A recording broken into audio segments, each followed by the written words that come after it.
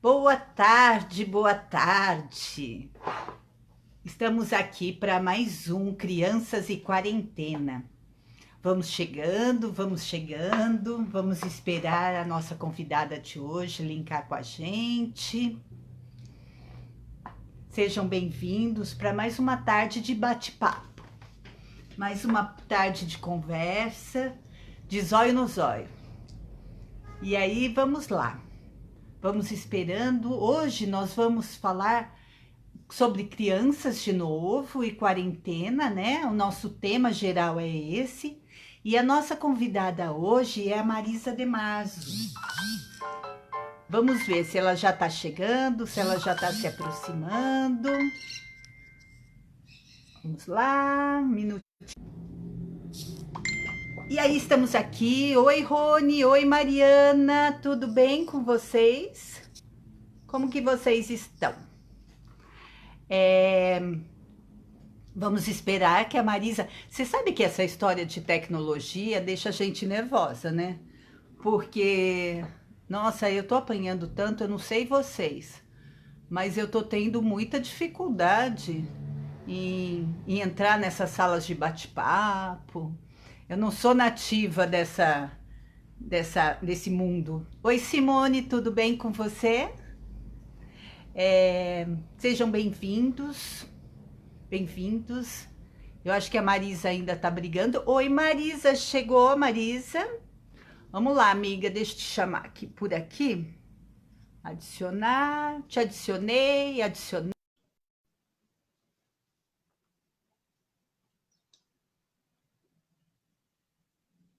Olá, Rony. Que bom. Agora não é mais bate-papo, é zóio no zóio. Oi, Marisa. Olá, oi, tá me ouvindo? Estou sim. Estamos. Tá Acho que todo eu mundo ouvindo consegui. bem hoje? Deixa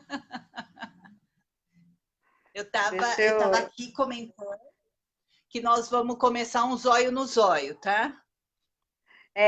Você tinha comentado comigo mais cedo se você queria, se eu queria fazer um teste, eu falei que não precisava, né? Podíamos ter feito. Porque eu fiquei meio confusa aqui como é que eu aceitava o seu convite, não aparecia para mim, por isso que eu demorei para entrar. Ah, mas é assim, eu falei que eu estou levando uma surra da tecnologia. Cada dia eu vou tentando aprender um pouquinho mais, porque é muito É minha, novo.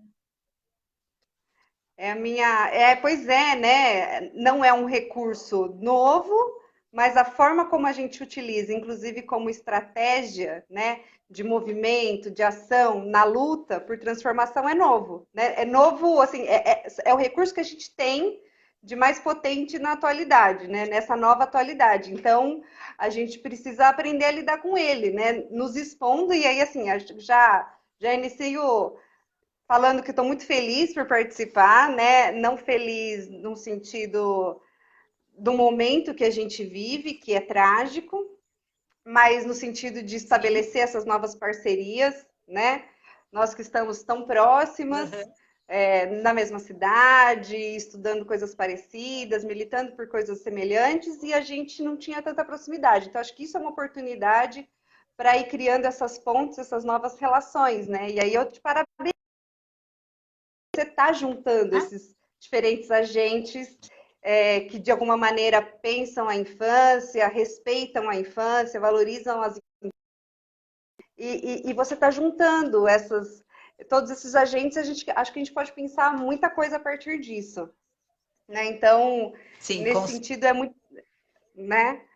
Nesse sentido é muito legal, assim, agradeço o convite, né, de pensar as possibilidades destes novos mundos possíveis, né, e fazer esses novos mundos possíveis, além de pensar, né. E eu acho que a gente está fazendo isso e acho que a gente pode, nessa conversa, nessa reflexão, pensar mais, né, em como fazer esses novos mundos possíveis a partir das infâncias, né. Então, o que seria isso, inclusive, né? Acho que é uma proposta que você está fazendo e que a gente está se propondo a refletir aqui é o que seriam esses novos mundos a partir das crianças, desde as infâncias, né? É possível pensar isso? Eu acho que sim, né? E acho que é um grande desafio, um grande desafio. Então, quero agradecer. esse convite. E fazer esse Ai, fico bate-papo muito zóio no feliz. zóio, né? Vamos ver se a gente consegue, se eu posso Isso. contribuir e aprender junto com você, aprender junto com quem tá nos ouvindo. Eu, como já disse, né, estou aprendendo então a mexer, porque é meu primeiro bate-papo assim. Eu não sei nem se eu consigo.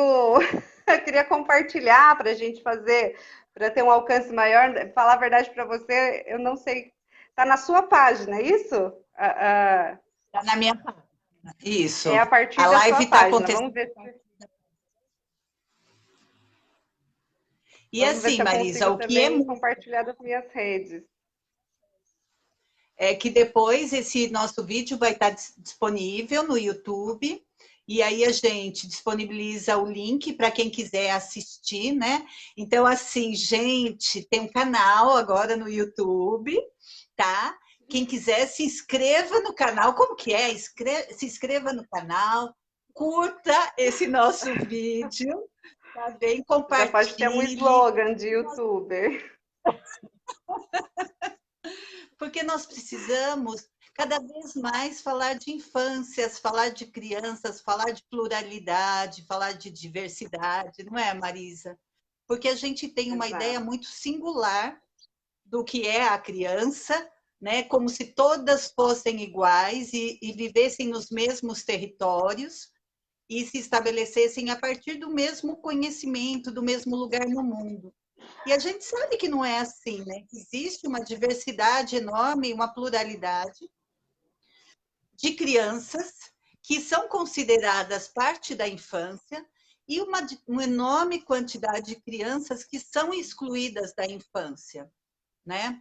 Eu acho que é importante a gente começar por essa ressignificação, afinal de contas, porque uma coisa que me incomodou muito no começo das minhas pesquisas, Marisa, foi pensar que a gente, enquanto adultos, até usa formas diferentes de denominar as crianças para não sujar o espaço da infância. Então, quando é, por exemplo, uma criança infratora, eu já vou falar como menor de criança e nem chamo o período da vida dele de infância. Ele já entra num ato infracional e ele já se ele está já totalmente apartado da infância. Então, esse começo, essa ressignificação, eu acho que é muito importante.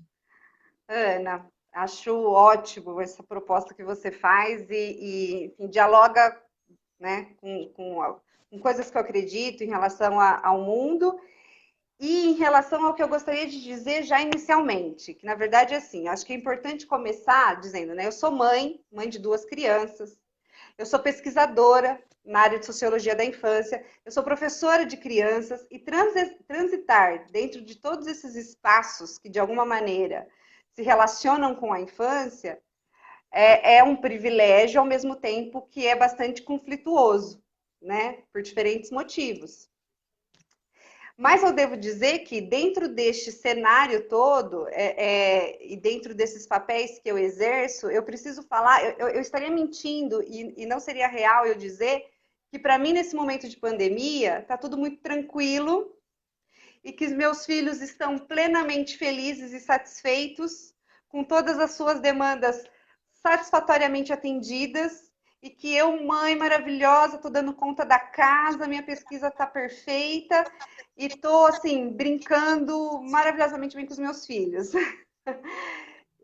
Se eu fizesse isso, porque às vezes as pessoas podem buscar uma resposta a partir dos papéis em que eu estou, em relação a como se dar essa convivência com as crianças nesse momento de pandemia, e eu não posso trazer um manual, né, de como é que a gente faz isso. Uma, porque não existe um manual, existem, enfim, a gente vai conversar um pouco sobre isso, de muitas orientações, porque isso perpassa, inclusive, na forma como a gente se relaciona com as crianças e como a gente as entende, né, e como a gente as ouve, a gente conversa com elas. Mas não existem respostas. Na verdade, essas respostas, as muitas outras perguntas que surgiram nesse momento, elas são feitas nesse diálogo que a gente está fazendo agora, né? Nessas novas construções, nessas angústias que estão surgindo. Então, a gente precisa conversar, para poder saber quais são as demandas e o que a gente precisa fazer a partir disso. Tá travando um pouco aqui para mim e tá voltando o som. É só para mim ou tá tudo normal? O que vocês acham? Porque eu estou ouvindo normal. E vocês? Se alguém puder nos falar como que tá? Como que estão? Bom, eu vou continuando aqui, a gente vai conversando. Aí você vai me falando que eu também não estou acompanhando os comentários. Se alguém puder falar, então, assim, som, se tá normal. Se alguém falar, eu te falo. Tá bom. Se eu fizer isso, eu não vou ajudar e vou frustrar, inclusive, muitas mães, muitas mulheres, né? Então, sim, não tá tudo ok. A gente tem muitas dificuldades. Ao mesmo tempo em que eu falo que dentro de uma situação privilegiada, né, de estar numa casa confortável, com espaço, com quintal, com um companheiro que divide as tarefas, enfim, com uma situação tranquila de trabalho doméstico, né, conseguindo desenvolver o meu trabalho dentro de casa, se ainda assim há muita dificuldade nessa questão das crianças integralmente em casa, a gente tem que pensar aqui como é que estão as milhares de famílias que, para sobreviver, estão dependendo, neste momento, de um governo negligente e genocida. Se a gente for pensar que mais da metade, em torno de 60% das nossas crianças e adolescentes vivem em situação precária, de vulnerabilidade, de pobreza, como é que estão essas famílias? Que dificuldades elas estão passando? No momento em que a gente começa a inverter a incidência de pessoas que estão se infectando. Quando eu falo assim de um governo negligente e genocida, que não está dando auxílio mínimo para essas pessoas sobreviverem, né? Essas pessoas estão morrendo. Por quê? Porque a gente tem que tomar um pouco de cuidado em adotar esse discurso de que as pessoas são negligentes e estão adotando esse discurso de que é só uma gripezinha e vão para a rua. Não é só isso. Claro que temos casos em que isso acontece, mas boa parte das pessoas precisam sobreviver. Sim, e aí você pega os dados do Ministério da Saúde, do dia 11 ao dia 26 de abril, por exemplo, a gente tem uma inversão na população que está sendo infectada. Então, a curva da população branca cai e a curva da população negra aumenta em mais de 5,5 vezes, mais em um período de 15 dias. Isso a gente estava falando lá de abril.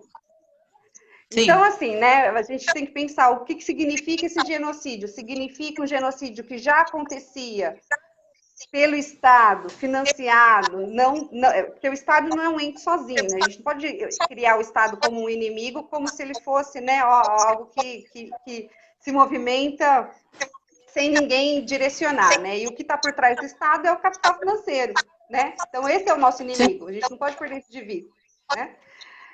Então, esse Estado genocida, que tem a ver com as nossas relações econômicas e os motivos delas, faz com que muitos jovens e crianças negras morram, né? Então, quando a gente fala genocídio, a gente também está dizendo sobre isso. A gente também está pensando num genocídio nesse momento de pandemia, que é essa morte dessa população, que está precisando sobreviver, né?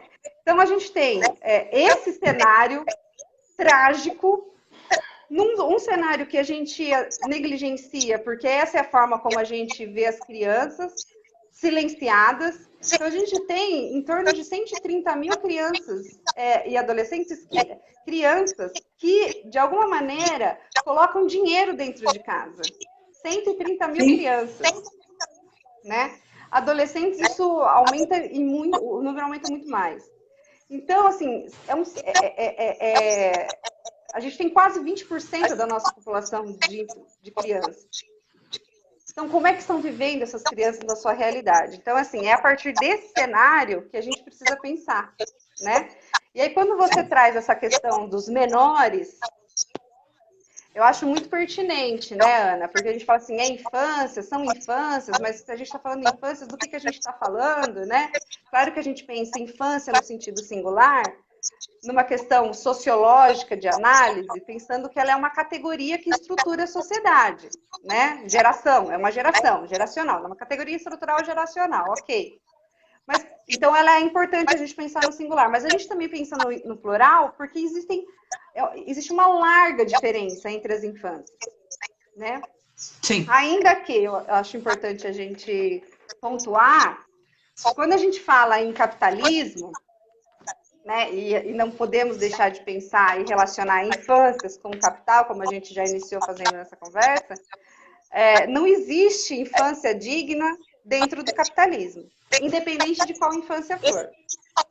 Porque mesmo que a gente pense em infância que está bem materialmente, isso não é significado de uma infância digna, né? Então, de alguma maneira, ela também está sendo infringida nos seus direitos, que eu acho que o principal é a formação humana, né? E não o fato da gente ter posse.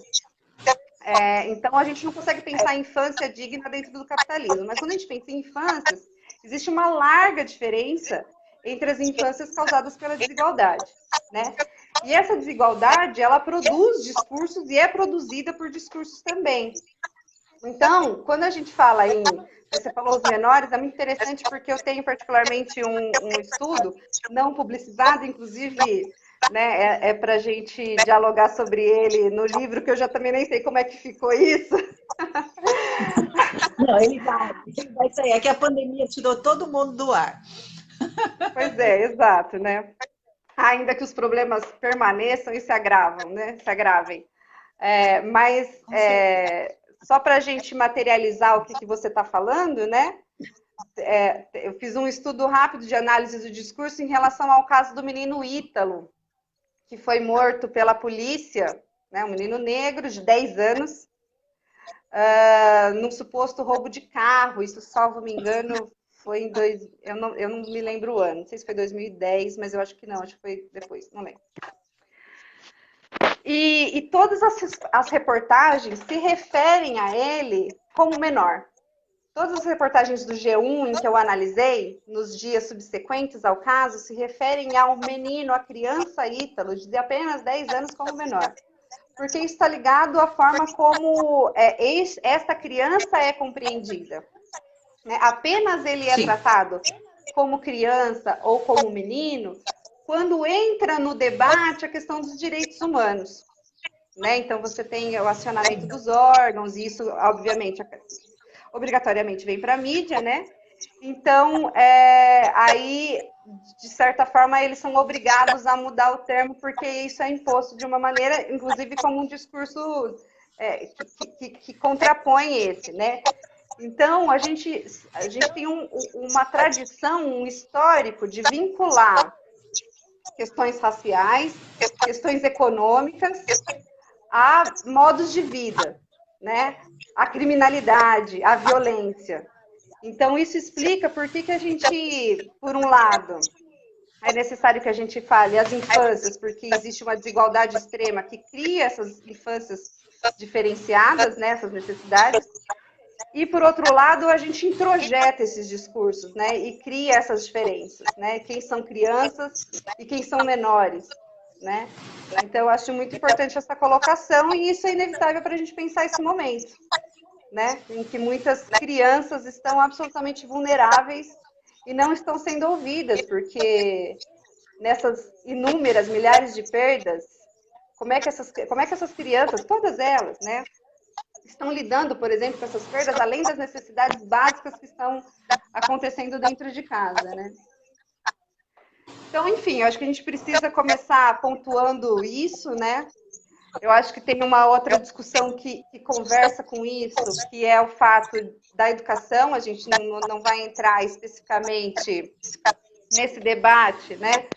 Mas ele é fundamental a gente pensar. E a educação infantil, ela exerce que papel? Porque a gente sabe de um papel histórico, social da escola, para além de aquisição de conhecimento, mas de formação para a vida, né? Mas está na hora da gente pensar que vida é essa, né? O que é a vida? Eu acho que essa ressignificação das relações humanas necessárias nesse momento ela passa por isso, né? Da gente pensar o que é a vida. E aí, assim, né, a escola, como é que a gente pode pensar uma escola, nesse momento, que pensa em conteúdo curricular? Diante dessa realidade que a gente está vivendo. Então, quando a gente fala em que a gente não pode pensar em EAD nesse momento, não, e eu vejo como uma coisa diferente, que é um abuso a gente pensar que a gente precisa fazer as crianças produzirem nesse momento, negligenciando tantas outras demandas, tantos outros direitos violados, né? E, por outro lado, não significa que a escola não precise estar presente. Muito pelo contrário. A escola, como um braço importante, fundamental do Estado, ela tem que estar presente nesse momento. Então, o debate não é se a gente não pode ter EAD porque os recursos tecnológicos não chegam a todas as famílias, não chegam a todas as crianças. É um momento em que a gente pode, inclusive, forçar para que chegue, porque o acesso à tecnologia é importante a todos, né? Então, é fundamental que isso aconteça. E a escola, chegando na família, é uma forma, inclusive, da gente identificar o que está acontecendo dentro das famílias nesse momento, quais são as demandas. A escola ela tem que ajudar, nesse momento, a entender sobre a vida. Não fazer a criança produzir, né? Eu acho que isso é fundamental. A gente, nesse momento, filosoficamente, a gente pensar o que é a vida, o sentido da vida. Né? Aí eu vou. É interessante, por exemplo, Belo Horizonte está nessa perspectiva, né, de não voltar com conteúdos curriculares, já cancelou o ano letivo da rede municipal. E é interessante o posicionamento da secretária, porque ela não fala que isso é uma perda do ano letivo, né? As crianças não estão perdendo. Na verdade, você está criando outras relações, outros significados, e dentro de casa há muita vida, né? Há muita vida. Há muita vida, né? Você pode aprender muito sobre a vida dentro de casa, né? Se a gente tem quase 20% da nossa população com crianças, o que elas estão aprendendo dentro de casa, o que elas têm a nos ensinar, o que elas têm a nos dizer, né? Então, enfim, Belo Horizonte não cancelou o ano letivo, o que não significa que a escola não está chegando nas famílias. Campinas, eu também tive esse relato, porque o João, né, o meu mais velho, ele já estudou numa escola em Campinas, né, numa creche em Campinas, absolutamente comprometida, né, com a educação, enfim, os processos que eles desenvolviam. E aí eles estão exatamente também nessa perspectiva, né? Não significa que os professores não estejam trabalhando, estão trabalhando muito, né? E chegam dentro de casa com uma outra perspectiva, chegam dentro da casa das pessoas numa outra perspectiva. Aqui em Araraquara, não sei se você tem relatos e eu posso estar me equivocando, tá? Eu não tive nenhum contato da escola, das crianças, até o momento. O que eu acho muito prejudicial. E se eu não tive, penso que outras famílias também não tiveram, né? Eu sei que a prefeitura está disponibilizando atividades, mas partir do princípio de que as famílias vão acessar um site, vão buscar atividades para serem desenvolvidas com as crianças, eu acho que é um pouco distante dessa realidade que nós estamos dizendo. E eu penso, um machismo, mas eu penso que isso não está acontecendo. E se isso não estiver acontecendo, essa escola, que é importante estar dentro das casas, não está. Né? Para você manter relações de afeto, de vínculo, né? E para você, principalmente, conseguir identificar quais são as necessidades que essas necessidades, demandas, e auxiliar a família nesse processo, né, que é completamente novo, como é que está acontecendo essa realidade e repensar esses significados, né? E talvez isso não esteja acontecendo, né? Então, enfim, só para a gente pensar um pouco assim, também colocar como é que eu estou entendendo esse processo da educação nesse momento que gera tantos desafios. Eu estou falando, Ana. Me interrompe também, porque a gente, né, ia bater um Não, papo tá e bom, tá eu vou bom. animando, né? E assim, quem estiver nos ouvindo, se quiser também entrar na conversa, entre, mande perguntas, converse com a gente, tá bem? Nos ajude a É, pensar, porque é esse o movimento, né? você ajuda a fazer essa mediação aqui, porque como eu não domino muito esses recursos, eu tô acompanhando aqui pelo celular, mas eu não estou conseguindo ver o que, se tiver algum comentário, o que as pessoas comentam. Então, enfim, né? Então a gente falava sobre esses desafios algumas reflexões que a gente vai fazendo nesses momentos, né? Eu acho que esse momento de pandemia, ele nos coloca, e aí confluindo com o tema que a gente está se propondo a fazer, que é ressignificar esse entendimento sobre as crianças e o que significa isso, né? Porque assim, por que ressignificar, né? O que está de errado, né? E se as pessoas estão tendo dificuldade, sei que estão, nessa convivência integral com as crianças, é porque a gente não fala a língua delas. A gente fala a língua Com dos adultos, certeza. porque nós somos uma sociedade adultocêntrica, né? Então, as crianças são absolutamente silenciadas nessa sociedade. E, Ana, prova disso, além das nossas atitudes comportamentais, né?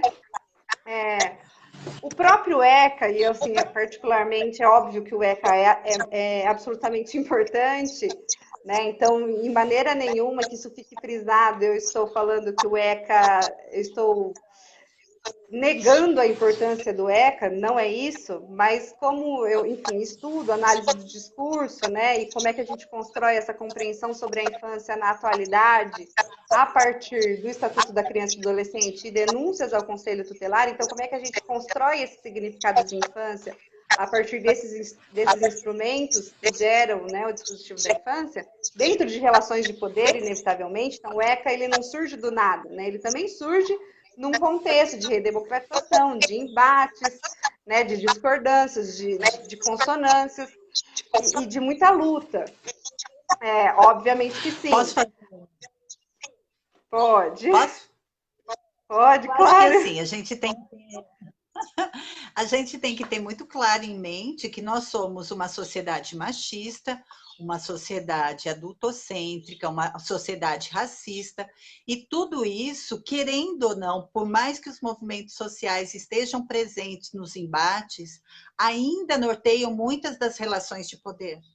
Então, quando a gente Claro. fala do ECA ou fala das denúncias, a gente nunca pode perder de vista a interseccionalidade, a relação entre raça, gênero e classe, porque as crianças são vistas de formas diferentes, os locais que elas ocupam são diferentes e a forma como elas são vistas é diferente. A relação estabelecida com a infância é completamente diferente. E o ECA, mesmo surgindo num momento extremamente importante e tendo essa validade, ele traz um pouco desse olhar dessa Traz sociedade muito. machista. Traz Traz muito. muito. Adultocêntrica, né? É. A forma como a gente entende as crianças. Se a gente for pensar, porque a gente está pensando o ECA como um símbolo teoricamente, desse novo paradigma, né? Da criança como sujeito de direito, né? Da proteção Sim. integral. Então, você tem esse embate dessa perspectiva menorista, antes do ECA, da Constituição Federal de 88, né? Que justamente vinculava o crime com a pobreza, né? Raça com crime. Isso nas nossas normas. Então, você vem num processo de busca de uma outra narrativa. E aí, se você vai a fundo, você percebe que essa própria narrativa carrega muitos discursos, né? E se você for pensar criança como sujeito de direito, e esse sujeito de direito vinculado, obviamente, ao que é cidadania, se a gente está pensando nesse sujeito de direito, cidadão, a gente pensa o cidadão a partir do que ele é. Concorda? A criança já é uma Não o cidadã. futuro.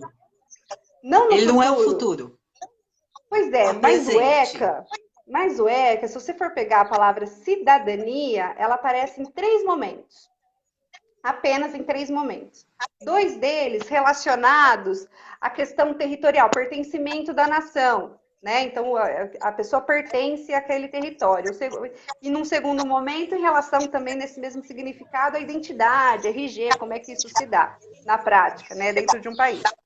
E no único momento que cidadania aparece, né, como o sentido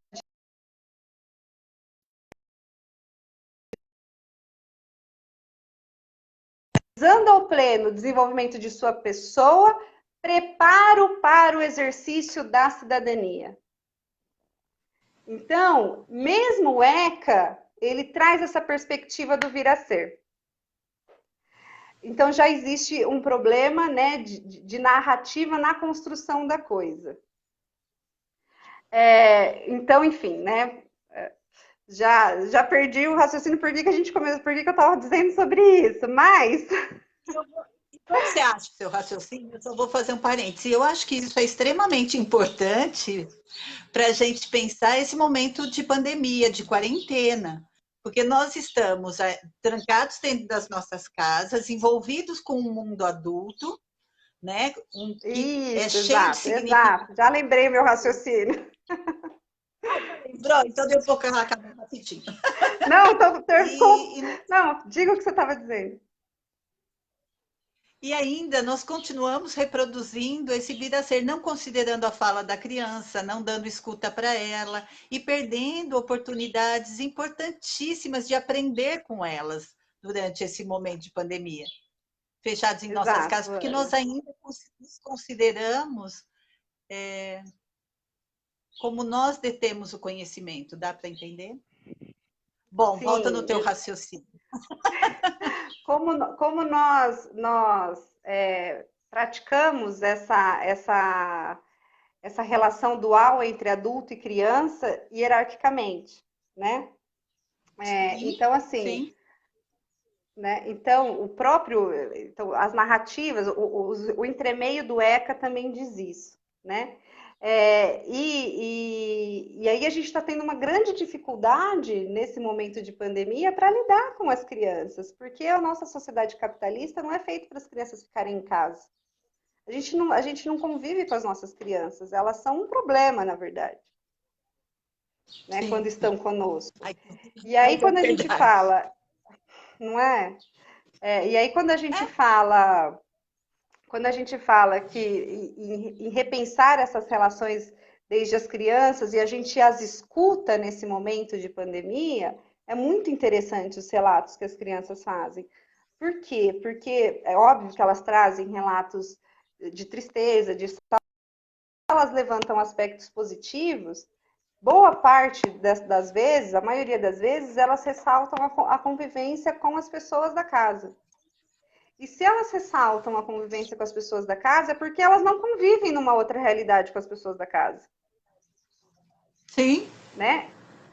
Então, a gente já temos um problema de princípio daí. Né? E quando a gente também encontra uma grande dificuldade na convivência com as crianças, é porque a gente não consegue falar de igual para igual, a gente não consegue entender as lógicas, digamos, desordenadas das crianças, né? Que se referem a ordenações diferentes das nossas, né? E é muito difícil porque a gente não aprendeu a fazer isso, e a nossa sociedade capitalista, liberal, ocidental, ela não é feita para ouvir as crianças e para fazê-las falar. Inclusive, nesse sentido de cidadania, do ECA, justamente dá a entender que participação é algo nulo para a infância. Né? Se ela vai se tornar um cidadão, se ela ainda não é, ela não participa ativamente da sociedade. Então, ela não precisa ser ouvida em nenhum momento e ela não é ouvida em nenhum momento. Ela não participa de nenhuma instância. Então, assim, desde das regras da casa, né, de quando a gente fala que quem manda sou eu, ao invés de fazê-las entenderem algumas regras de convivência importantes, porque são necessárias, né? A gente precisa dormir em determinado horário, a gente precisa tomar banho, mas a gente pode fazê-las compreender no diálogo o porquê que isso acontece naquele momento, o porquê que acontece todos os dias, o porquê que a gente precisa se alimentar de maneira saudável, né? É claro que essas tarefas diárias, obviamente, não são fáceis, não estou dizendo que a gente vai ter sempre plenamente necessário, eu sei que não, mas se a gente parte de um princípio diferente, diariamente e perenemente, a gente vai estar fazendo um exercício de repensar como é que eu estou agindo com essa criança. Né? Então, por mais que a gente perca a paciência, a gente vai fazer sempre um exercício a todo instante, por isso é que a gente vai se reformulando nas nossas ações, nos nossos pensamentos, de entender que eu preciso conversar com essa criança. E conversar não é só falar, conversar é ouvir. Né? E conversar é falar explicando o que é, né? Não simplesmente mandando, né? É fazê-las entender o que significa esse momento, né, de pandemia, o que está acontecendo, essa conversa franca, essa conversa real, né? E por que a gente, enfim, está dentro de casa, por que está acontecendo tudo isso? Porque se elas falam muito pela brincadeira, brincadeira é uma linguagem, né? Sim. E se a gente não sabe brincar, porque a gente não sabe brincar, né? Você tem profissionais, vamos dizer assim, da brincadeira, né? Mas, no geral, as pessoas não sabem brincar. E não sabem brincar por quê? Porque as crianças não fazem parte das nossas relações, né? Então, é fundamental que, nesse momento, a gente as escute. E isso perpassa por mudanças que estão sendo impostos a repensar as nossas relações. Né? Eu acho que esse momento, Ana, eu acho que a gente vive um mundo perverso o suficiente para não mudar nada. Mas, por outro lado, a gente tem uma grande oportunidade, que é um momento, o que essa pandemia, de maneira nenhuma boa, né, não existe de jeito nenhum ainda bem para o que ela pode nos trazer, porém, ela nos impõe a grandes desafios, né? Cabe a nós sabermos o que a gente vai fazer com eles, né? E aí, por quê? Porque, assim, eu creio que ela desafia dois grandes postulados da nossa sociedade ocidental, liberal, capitalista, moderna, né? Que é, de um lado, o trabalho, né? E o que ele significa nessa sociedade capitalista. Então, a gente é ensinado que o nosso sentido enquanto humano é feito pelo trabalho. Então, a gente vive para trabalhar, o trabalho dignifica o homem, e, na verdade, sem que a gente perceba, porque a gente naturaliza essa relação, a gente não vive, a gente sobrevive com o trabalho, né? Porque a desigualdade que o capitalismo impõe não proporciona vidas às pessoas, né? Ela proporciona, no mínimo, sobrevida à grande maioria das pessoas. E aí, então, a pandemia traz esse choque, porque, de repente, as pessoas não podem mais trabalhar, né? E o outro grande postulado que ela desafia é dessa sociedade moderna ocidental de contrato social, que é a liberdade individual, né? Então, as liberdades individuais e coletivas, o que a gente faz com o contrato social? Diferente da época absolutista, os reis que decidiam quem morria, o que ia acontecer, qual era a punição das pessoas, e tinha como aval as relações divinas, né, que justificavam essas relações. No contrato social a gente tem as leis. E quem infringe essas liberdades individuais e coletivas, elas são reclusas, né? E aí, enfim, né, um contrato social bem coletivo, que não é um bem coletivo tão igual assim, né? Envolve muita normatividade, muito preconceito, muita discriminação, muita desigualdade, mas aí vem as prisões, vem as clínicas, né, para os loucos, que estão fora da normalidade social. Dentro dessas clínicas também recebiam mulheres que se indignavam com a situação de machismo, recebiam homossexuais, enfim, né, tudo que saía da normalidade, essas pessoas eram reclusas, né? Então, nós temos a nossa liberdade. Então, uma sociedade adulta que trabalha, que é explorada, não percebe, né? Mas trabalha e se vangloria das suas liberdades. De repente, essa pandemia, ela nos força justamente a ficar reclusos e a não trabalhar. Então, ela é uma grande oportunidade, né? Na verdade, ela é uma grande oportunidade.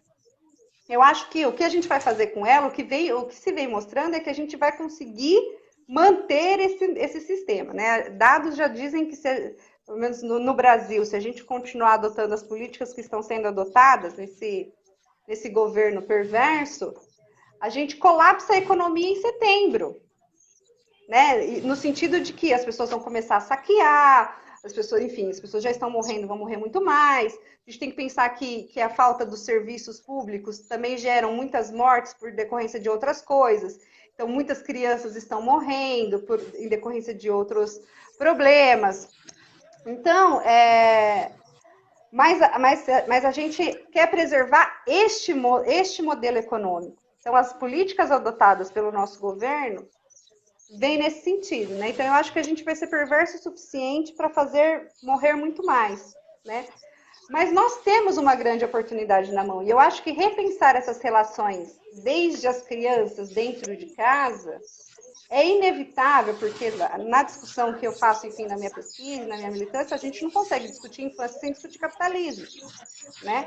O que ele faz com a gente. Então, nesse papo que a gente está fazendo, Ana, eu não consigo trazer o debate de repensar as infâncias, que é inevitável a partir das relações com elas, de igual para igual, mas por que as pessoas também estão tão cansadas dentro de casa, né? Porque elas estão lutando pela sua sobrevivência, a gente precisa desnaturalizar esses processos. Quando a gente desconta isso nas crianças, isso é um problema, e a gente precisa entender por que a gente desconta, por que a gente está tão cansado, por que a gente está enlouquecido, e o que o governo está fazendo, para que as pessoas não tenham segurança. Quer dizer, a primeira política devia ser o governo sustentar todas as famílias. Com criança não tem história. Né? Eu conheço caso próximo a mim de uma pessoa que está até hoje na lista de espera em aguardo do auxílio, 2 filhos pequenos, porque ela não tinha o CPF das crianças. Por mais que ela tenha corrido, enfim, né, para fazer esse exposto, porque a orientação foi que ela deveria fazer nos correios, então ela precisou se expor. Ainda assim, mesmo correndo atrás da documentação, ela não conseguiu fazer, mas, né, enfim, esse sistema do governo ele poderia ser muito mais simples, né, se tratando de situações tão delicadas, né? Enfim, tem, por exemplo, certidão de nascimento, né? Tem os sistemas municipais de assistência que podem entrar em contato com esses sistemas, enfim, escola, tem outras formas de fazer, além de deixar na total precariedade essas famílias, né? Então, a forma como a família está disposta nesse momento de situação tão vulnerável, ainda mais vulnerável do que esse genocídio já habitual, ela é muito mais complicada pensando nas infâncias, né? Então a gente tem que pensar isso, a gente tem que desnaturalizar as nossas vidas, ressignificar a vida a partir da pandemia é entender todas as relações econômicas e o que elas geram nesse sistema, né? De capitalismo, enquanto a gente se mata de trabalhar, alguns poucos estão ganhando sem precisar se mexer do sofá, né? Então, a gente precisa desnaturalizar essas relações. Desde as infâncias, é também entender qual é o papel das infâncias nessas relações que se ligam diretamente ao capital, né? E ao consumo, e enfim, a tudo mais. Eu acho muito... É um grande desafio, né? É um grande desafio. Eu acho que a gente não vai superar esse desafio. Porque, na verdade, Marisa, a gente tem que, para conseguir chegar a ressignificar a infância, primeiro nós temos que nos ressignificar já um novo sentido para as nossas vidas. Nós perdemos completamente o nosso vínculo com a casa, ela se tornou um local onde você não é produtivo, né? E hoje esse modelo capitalista impõe a você que você se torne extremamente produtivo e que o seu filho venha no futuro a ser produtivo. Então, se ele não está na escola, se ele não está numa série de cursos, se ele não está sendo formado para ser o profissional ideal para produzir para o mercado, você já não está dando uma formação adequada para o seu filho. Se ele tem tempo sobrando para brincar, ele não vai ser um profissional produtivo, né? E aí, o estar em casa, a criança estar em casa, a família estar em casa, é porque todo esse modelo não é produtivo. A casa é um local que você vai para dormir, para se alimentar no máximo. Você não pode ficar em casa. Esse estar em casa parece que perdeu o sentido emocional. Foi mudando tão sutilmente que as pessoas ficam angustiadas de estar em casa porque não estão produzindo. Estão de uma forma diferente. Primeiro, porque ficar em casa é um privilégio para poucos, né? Ou uma maldição para muitos, que não têm opção de estar nem trabalhando, nem buscando um sustento, nem nada, porque nós sabemos que esse modelo perverso, ele está trazendo um desemprego em massa, né? Está produzindo uma massa de subalternos que estão entrando numa situação de serem exterminados, porque estão se tornando lixo humano. É horrível pensar isso, mas é isso que esse modelo econômico perverso produz. Um lixo humano também, né? Horrível, horrível, mas nós produzimos, enquanto uma sociedade capitalista, pessoas que são descartáveis. Então, há pessoas que podem morrer. Aí a gente vai entender necropolítica, né? Quem são as pessoas que podem ser descartadas e que estão sendo descartadas quando não têm acesso ao básico para sobreviver, para comer, para se vestir, uma casa para ficar, as pessoas estão indo para a rua, está aumentando a quantidade de pessoas na rua. E simplesmente não são pessoas produtivas. Então, se nós perdermos um ou outro, não vai ter problema. É horrível pensar isso, Marisa.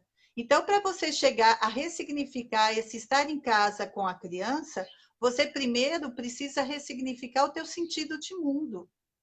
Quais são tuas prioridades? O que você entende que realmente é aquilo que vale a pena, que tem sentido, sabe? Quando eu chego ao ponto, ai, eu falei que eu dei até um tempo nas redes sociais para ver tudo o que está acontecendo, porque eu comecei a adoecer em desespero, porque por tentar achar formas de buscar novas alternativas. E aí você começa a adoecer, o teu corpo adoece porque ele começa a se sensibilizar com a dor do outro. Eu tenho esse processo. Eu tenho que tomar muito cuidado porque eu acabo captando essa dor do outro. E aí eu não vou ajudar ninguém, né? Se eu adoecer, não vai dar certo. Esse processo, quando a gente passa a olhar uma rede social e ficar só num sentido de queixa, de reclamação, ela perde o sentido. Porque, eu estou protegida dentro da minha casa, né? Eu estou reclamando que eu estou em casa. Ah, mas eu estou dentro de casa, né? Eu estou reclamando daqueles que estão na rua e estou fotografando aqueles que estão na rua. Mas eu não estou na pele do outro. Então, esse ressignificar é também respeitar o limite do outro, é respeitar as diferenças do outro, a forma de pensar do outro. Eu gostaria muito que todos pensassem como eu, a vida seria muito mais fácil, mas eu não posso forçá-los a pensar. Eu tiro, né, gente? Tem algumas pessoas que eu bloqueio da minha vida, eu tiro da minha vida porque acabam me fazendo mal.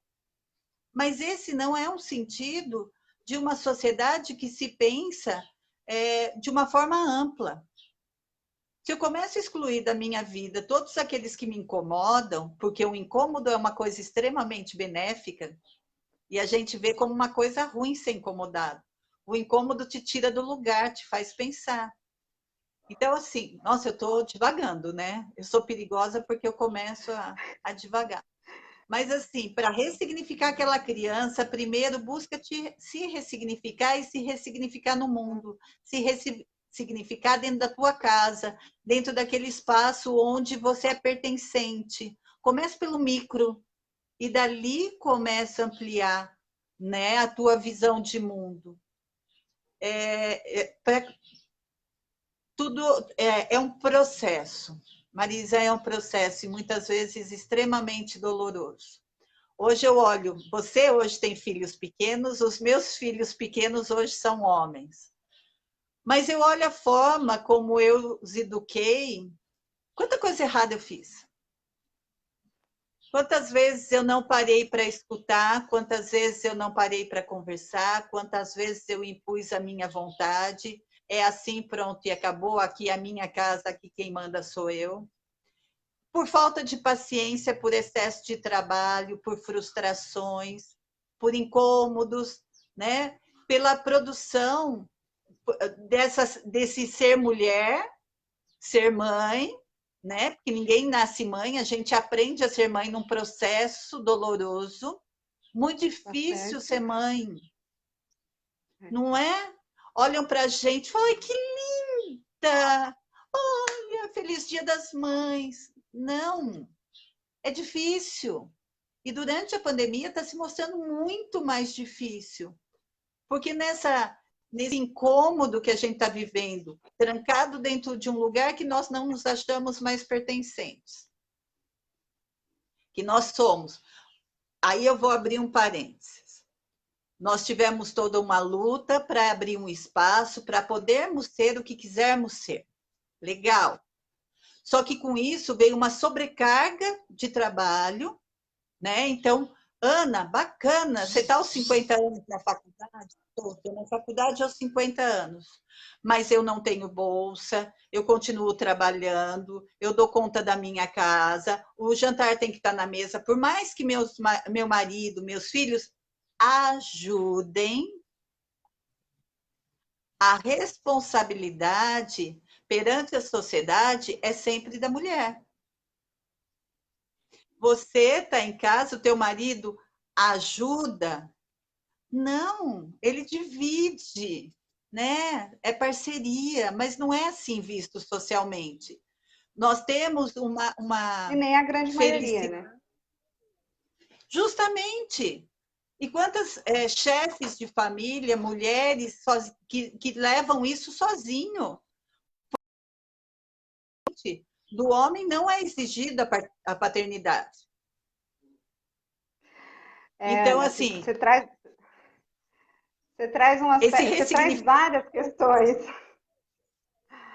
Mas quando a gente pensa o papel da mulher, a visão de família e relacionado às infâncias, é bem interessante quando a gente vai olhar, e eu vou trazer, né, o meu trabalho que eu venho desenvolvendo para exemplificar, como a gente corrobora essas narrativas do papel da mulher como responsável, no cuidado e na proteção, e como é que a gente entende a família numa perspectiva negativa. Ainda que a criança, né, ela tenha sido relegada aos espaços institucionais, assim como os fora da lei, né, na nossa sociedade moderna, a Gostei do infância, relegado. Eu gosto mais a do infância, terceirizado. mas quando eu falo assim, relegado aos espaços institucionais, é que ao mesmo tempo que a gente construiu as liberdades, né, individuais, para as crianças fizeram um caminho contrário, elas foram institucionalizadas dentro das escolas, dentro das casas, né? Então, enfim, também nessa perspectiva de proteção, mas também de nulidade, né? Eu tenho um pouco de problema com essa perspectiva de que a gente ressignificou o entendimento de infância na modernidade, no sentido de valorizá-la, né? Não é isso que acontece de fato. Na verdade, a gente, com o advento, com o avanço da ciência, a gente conseguiu começar a perceber todas essas etapas do desenvolvimento e o corpo humano e suas necessidades específicas, né? Uma proteção, claro, mas que vem no bojo dos outros direitos, então não é pensando especificamente na criança e no significado dela, um ativo social, né? Não econômico. Enfim, Então, a gente relegou as crianças à reclusão institucional, né? Isso é um produto da nossa sociedade. Ainda que a gente tenha feito isso também dentro das famílias, a forma como a gente entende a família, também por uma construção discursiva de que a família se tornou um ambiente perigoso para as crianças. Né? Então, você tem uma teoria da carência cultural, ou então todas essas teorias eugênicas, todas essas teorias racistas que vinculavam pobreza com criminalidade, com violência. A família passou a estar entendida como um ambiente de violência. A violência acontece dentro da família? É claro que acontece. E aí tem uma preocupação como é que é a situação das crianças nesse momento em que elas estão dentro de casa? Claro que sim. A escola, de certa maneira, se tornou um ambiente também de proteção? Se tornou. Mas a gente tem que tomar muito cuidado quando a gente passa a entender que a família é um ambiente em que a criança está desprotegida, e isso acontece via denúncia e via ECA. Porque é claro que a violência também acontece dentro da família e a gente precisa pensar o porquê ela acontece. Isso é inerente à socioeconômica, né? Porque se ela é inerente à carência socioeconômica, isso tem a ver com essas características, eu acho que é um problema a gente pensar nesse sentido, né? Ela tem muito mais a ver com o que essa desigualdade. Aí o problema a gente tem que entender que não é a pobreza, o problema não está na pobreza, o problema está na riqueza e na forma como ela é distribuída. A gente tem que inverter o olhar. Né? O problema não está na pobreza, o problema está na riqueza e na má distribuição da riqueza. Então, essa realidade social que essa desigualdade impõe é que cria precariedades nas vidas. Né? Só que a gente pegou essas teorias e começou a entender, então, né, por conta delas, a família como um ambiente de violência. Né? E isso é muito complicado. E aí também trazendo, né, então você falava sobre a família, né, e como é que se dão essas relações dentro da família. É importante que a gente não caia nos estereótipos. Você não fez isso, mas eu estou dizendo o que a gente faz, né? E você também falou das mães, né? Como é que a gente entende as mães? O ECA, ele traz essas narrativas que eu vejo como bastante problemáticas quando a gente lê, né, cuidado, o que ele quer dizer. É interessante que primeiro ele não fala do papel paterno, né? Ele fala da mãe, por exemplo, que quer doar o seu filho para adoção, né? Ele traz esse aspecto em dois momentos. Em nenhum momento ele fala da questão do abandono paterno, né? Como uma violação de direito. Então, acho que isso é um problema e reforça qual é esse papel social que a mulher assume na fazedura do filho, né? Então, e quando a gente pensa na questão da denúncia, o ECA também não traz o termo denúncia. E quando ele fala dessa necessidade de você fazer a comunicação, essa questão da violência, dos maus tratos, ela está sempre relacionada à família. A sociedade tem que estar em alerta para denunciar a violência que a família comete. É claro que o Estado também comete, mas não é esse o discurso que a gente vem há décadas reproduzindo. A gente vem há décadas reproduzindo que a família é um ambiente perigoso. Né? Então, a gente também tem que tomar esse cuidado de quando a gente compreende esse momento das crianças dentro de casa na relação com as suas famílias, e a gente tem que entender como é que está acontecendo isso. É claro que a violência é uma questão, principalmente quando trata de abuso sexual, mas também a gente tem que fazer um adendo, que não é uma discussão que a gente vai fazer agora, mas quando a gente fala dessa cultura do abuso sexual, não adianta só fazer campanha no dia 18 de maio, isso não é política pública que transforma a estrutura da sociedade, né? Se a gente tem como financiadores, né, gente grande do tráfico infantil, né, da exploração sexual infantil. Então, é aqui que a gente tem que mirar, né? Essas campanhas, elas são importantes para conscientizar, né, comportamentos, culturas, mas elas não mudam, de fato, a realidade. Né? Os abusos continuam acontecendo dentro de casa, dentro das famílias, continuam. Mas a gente tem um problema estrutural muito maior. Muito maior no sentido de que ele é muito mais difícil de ser alcançado e que ele é negligenciado, né? Enfim, mas não, a gente não vai entrar nesse debate agora, mas eu estou querendo só para a gente pensar em como é que a gente também reforça estereótipos relacionados à a família como um agente de violência, né? E a gente tem que tomar muito cuidado com isso, porque este olhar que a gente acaba corroborando, inclusive quando a gente denuncia a violação do direito, ele reproduz esses discursos preconceituosos. Porque se a gente vai pensar em violação do direito, ele se dá de inúmeras maneiras, né?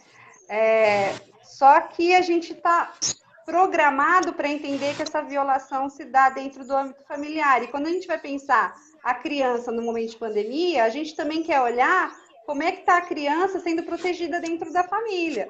Quando a gente também tem que olhar prioritariamente como é que essas famílias estão sendo atendidas pelo Estado. E qual é o papel do Estado? Sim, sim. Né? E aí, quando a gente volta ao ECA, mais uma vez, a gente percebe que o que é dever do Estado, porque o que está escrito, é óbvio que a gente sabe que o dever do Estado é fornecer educação, cultura, saúde, assistência, tudo mais, isso está escrito. Mas é interessante como é que o uso das palavras, elas são feitas, né? Como é que isso é feito e como é que essas palavras aparecem? A gente tem 2 momentos apenas no ECA que falam sobre o dever do Estado. Um deles se refere às questões relacionadas a adolescentes que cometem ato infracional, e o outro é dever do Estado no oferecimento da educação, quando você tem um dos tópicos do direito fundamental, que é educação, esporte, lazer, cultura, que está tudo num bojo só. Você tem, não me lembro se são 7 ou 8 artigos que falam sobre isso. Apenas um não é relacionado à educação. Um fala sobre educação em que é dever do Estado. O outro coloca tudo no mesmo bojo, cultura, lazer, né? E aí vamos pensar que aí está dentro do direito ao brincar. E como é que se dão todas essas outras violações, né? Do direito da criança? As denúncias mostram que a gente denuncia as famílias, a violação das famílias. Mas não a violação dos estados. Os dados nacionais mostram isso, os dados que eu analiso mostram isso. A gente tem, de um universo de 31 denúncias às crianças de 2018, só do Disque 100, da cidade de São Carlos, a gente tem uma denúncia, temos 2 denúncias relacionadas ao Estado. Um em relação à violência, praticada dentro de uma instituição pública, por agentes públicos, então está dentro da perspectiva da proteção, e apenas uma no universo de 31, mas eu tenho outras denúncias, mas eu só estou exemplificando do Disque 100. Mas isso acontece também com todos os outros canais de denúncia. Apenas uma denúncia, fora a demanda por vaga em creche, porque a gente também introjeta esse discurso que o dever do Estado é a educação, então a gente reivindica a vaga na educação, vaga nas escolas. Todas as outras violações a gente não denuncia. Então eu tenho uma denúncia que se refere ao sistema de saúde por falta de atendimento médico. Todas as outras denúncias se referem à família, às medidas de proteção, e os dados nacionais também corroboram isso, em relação à mãe. Ah, mas a mãe, então, é a maior violadora? A gente pode concluir isso? A gente conclui que a família é a maior violadora, a mãe é a maior violadora. Não, né? A gente tem que olhar de forma complexa e holística para essa realidade social, né? Por que a mãe comete essa violência? Né? Será que ela é a cometedora? Será que ela é a maior cometedora da violência? Ou como é que a gente introjeta esses discursos em relação ao papel social que a mãe exerce, né? O papel da mãe, ela aparece de forma muito, muito forte no ECA, também em outros momentos, né? Se a gente for pegar o direito à vida e à saúde, você também falou da necropolítica, acho que é um debate importante, né? Falando ainda das mães, a gente tem 8 artigos que se referem à vida e à saúde. 8 artigos, não. A gente tem 14, se eu não me engano, são 14 artigos. Esses números são muitos números, né? Às vezes a gente esquece. Mas, se eu não me engano, são 14 artigos e 8 artigos se relacionam a esse momento da gestação, né? O cuidado à gestante. né? Então, o papel, essa Depois, vida intrauterina, são vários debates que a gente faz aqui, né? Essas questões moralistas que a gente reproduz, né? De como é que a vida ela é importante quando ela está dentro do ventre. E depois a criança é jogada à própria sorte, né? Então, quando a gente tem sim, 8 artigos destinados só a pensar na sobrevivência dessa criança, né? E no depois ventre. muito poucos. Hã? 8 artigos para pensar a sobrevivência dessa criança dentro do ventre. Dentro. Depois, E depois, quando a gente pensa todo o seu percurso, né, dessa sobrevida, porque aí são muito poucos, né? A especificação ela é muito maior para pensar como é que o sistema tem que funcionar para que essa criança nasça. Óbvio que tem que nascer, entender como é que a gente vai reproduzindo esses discursos, né? Cristalizados socialmente. Então é óbvio que a gente tem que dar essa atenção à gestante, mas é uma coisa interessante também que quando a denúncia sai do sistema, do Estado, de algum sistema público, a grande maioria das vezes é relacionado a uma suposta negligência materna na gestação, de não atendimento no sistema de saúde. Então a gente também entende que o sistema, aí o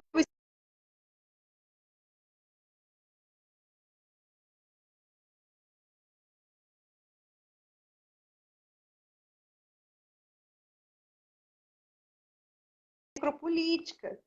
E é interessante como é que a gente vincula a vida, o viver, o que a gente falou sobre ressignificar o sentido da vida, né? Nesse momento de pandemia e nessa possível nova realidade. E nessa sociedade moderna, você falou da necropolítica, que é um termo que o Bembe, Achille Mbembe, traz para pensar esse genocídio da população negra a partir do conceito do Foucault de biopolítica, né? Que é o sim. poder sobre a vida. Então, como é que a gente mudou dessa sociedade absolutista em que o rei fazia morrer, tinha o poder de decisão de quem ele fazia morrer e deixava viver? Essa sociedade moderna, por precisar de muitos ativos econômicos, das pessoas vivas trabalhando, inverte a lógica, né? E essa sociedade, enfim, né, com todo esse progresso da ciência, né? E como é que isso está sempre ligado a saberes e poderes na modernidade, é, a sociedade, o Estado faz as pessoas viverem, né? Você tem que sobreviver. Então, a gente vincula o significado da vida, o que significa vida, à saúde, né? E todas as outras questões humanas fundamentais, né? Enfim, enfim, são muitos e muitos e muitos desafios, né? Que eu acho que não sei, eu fiquei pensando, Ana, que essa sua atitude muito corajosa, né, de querer se movimentar nesse momento para fazer algo, porque a gente tem que cuidar de si mesmo, porque não é um momento fácil, né? Então a gente precisa cuidar de si mesmo. A gente precisa Sim, cuidar de quem está à nossa volta. sim. E a gente precisa, eu acho que quando a gente entende que a nossa atuação no mundo não se dá satisfatoriamente só em pensar nos nossos próprios interesses, a gente tem que pensar um bem coletivo, Sim. agir por ele, né? E como é que a gente age nesse momento. Então, assim, é uma atitude muito corajosa da sua parte, comprometida socialmente. E aí, e aí eu me proponho a pensar junto o que a gente faz com isso, né? Para além desse momento que já é fundamental, porque você está nos provocando a se movimentar também, né? Então, como é que a gente, a partir disso, me coloco à disposição nessa nova parceria que eu creio que não termina aqui, para a gente Com certeza, está só pensar, começando. para a gente pensar novas ações a partir das infâncias. Eu acho muito importante. Convidamos todos que quiserem se unir, né, a nos ajudar a pensar. A ideia, Marisa, é provocar um incômodo. Nós estávamos, infelizmente, sendo levados, né? E mesmo que não gostando, tendo que fazer, tendo que cumprir, tendo que estar, tendo que correr, era o que tinha. e de repente houve um break em tudo isso, de repente tudo mudou, de repente o mundo virou de ponta cabeça. E aí eu acho que esses momentos, né, de ruptura são muito importantes para a gente pensar numa nova possibilidade. Quero voltar para aquilo que eu tinha ou quero construir uma nova possibilidade? Não sei se vai dar certo, não sei se vai dar errado, mas o que eu sei é que eu quero tentar, sabe? Como se diz, eu não ganho nada se eu não sair de casa, mas se eu ficar em casa também eu não vou ganhar nada. Então, o que a gente pode fazer? A gente começa de formiguinha, um processo de incômodo, de fala. Vamos pensar, vamos ajudar um ao outro a pensar e a ressignificar essa relação com a infância, com a sociedade, com a vida, do que nós queremos. Porque, assim, eles são o nosso presente, mas vão ser o nosso futuro também, sabe? Daqui a um tempo são eles, e nós queremos que eles tenham essa sobrevida que nós estamos tendo, sem qualidade de vida, sabe? Nessa loucura, sendo levados pela maré, né? A gente vai e volta nesse percurso, Vai de acomodar. repente o mar recua, Se sobreviver, né? encalhamos. Se não for morto pela polícia dentro do quintal enquanto brinca. Justamente, justamente. Que sobrevivência é essa? Que lugar é esse que nós estamos preparando para as crianças? Que fala que nós estamos dando a eles? Porque assim me incomoda profundamente. Temos políticas públicas, poucas, voltadas para a infância, porque políticas públicas relacionadas à criança são sempre ligadas à educação, à saúde, à cultura, ao esporte, porque eles têm que aprender, né? E eles não têm um local, uma fala, eles não são ouvidos, eles não são considerados, apesar de nós termos uma fala que os considera cidadãos de direito, na realidade ninguém leva isso a sério. Nós olhamos para ele e vemos como perspectivas. Olhamos para as crianças, olha, esse vai ser bandido, esse eu acho que vai ser gente boa. Muito norteado por um imaginário daquilo que a gente considera um padrão estético, um padrão moral, tá? É uma construção histórica e social. Nós estamos sendo levados por um percurso, né, histórico, social, uma construção, e a gente não tem rompido, parado para pensar. A gente continua reproduzindo a mesma fala, tendo cursos, sem parar para pensar no que nós estamos falando. E assim, eu não quero que meus filhos já são homens, eu não quero que os meus netos eles tenham esse mesmo mundo que eu tive. Eu quero que eles tenham outras possibilidades para ser. Eu quero que eles tenham outras possibilidades de fala, que eles sejam realmente ouvidos. Então, esse incômodo, esse movimento de incômodo, de provocação, ele surge nesse contexto. Vamos, assim, de que forma nós podemos, Marisa? E aí eu vou te deixar uma provocação. De que forma nós podemos dar escuta às crianças durante a pandemia? Porque só os adultos estão falando. Voltamos à mesma coisa. Exato, exato. Eu acho que essa provocação, Ana, ela não depende de uma resposta minha. Eu acho que a gente pode pensar junto o que a gente faz para contribuir com o nosso. Primeiro com o nosso micro, então, enfim, né, com a nossa cidade, como é que a gente age para tentar entender como é que as crianças estão sendo ouvidas nesse momento de pandemia. Eu acho que fica uma provocação para nós e para quem está dialogando com você e para a gente chamar mais gente, para de repente a gente formar um movimento que busque responder essa questão. Então, eu jogo para você para a gente pensar junto. Exato, exato, né? Enfim, a gente acho interessante a gente tentar responder junto essa pergunta, trazendo outras pessoas para assim, a gente responder e como é que a gente ajuda, inclusive, a mudar essa possível realidade, né? Sim. Marisa, foi um prazer enorme, enorme de grande. Se bobear, a gente continua aqui conversando, Continua. pensando que uma coisa puxa a outra, né? E a gente vai longe nisso, Exato, porque principalmente, Ana, porque assim, é só para, né, eu falo da gente agir porque não existe, é claro que o processo reflexivo ele é fundamental, mas junto dele, essa ação ela tem que estar ligada diretamente, quando a gente age politicamente, a nossa ação ela é sim, política, né? E não existe saída para a transformação fora da política, porque a vida ela é política, os nossos posicionamentos são políticos, as nossas ações são políticas, né? Então, quando a gente se propõe a agir para além de pensar a respeito, a gente está fazendo uma ação política, né? E sim, eu acho que é fundamental a gente se posicionar, né?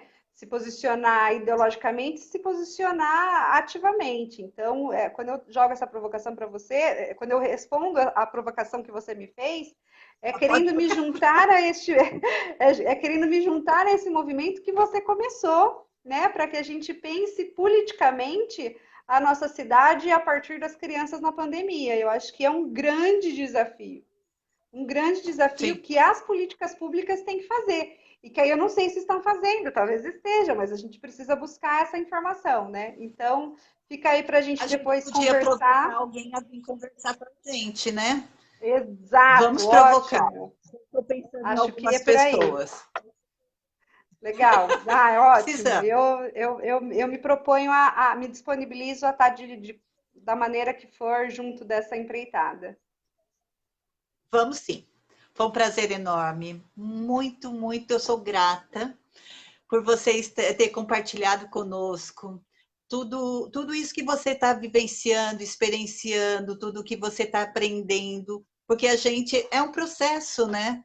Quanto mais a gente vive, mais a gente aprende, né? É um movimento, eu acredito muito nisso, né? Conhecimento parado fica estagnado e não Não flui serve de de nada. forma bonita, não serve para Serve só nada, para manter as né? Você não relações de precisa poder de quadro na atuais. parede, né? Eu acho que a gente não precisa de mais quadro na parede, a gente precisa que o mundo se movimente. Muito Exato. obrigada, Marisa. Eu que Viu? Muito agradeço. Um obrigada. beijo enorme. A gente se E fala. obrigada a todos que estiveram com a gente até agora.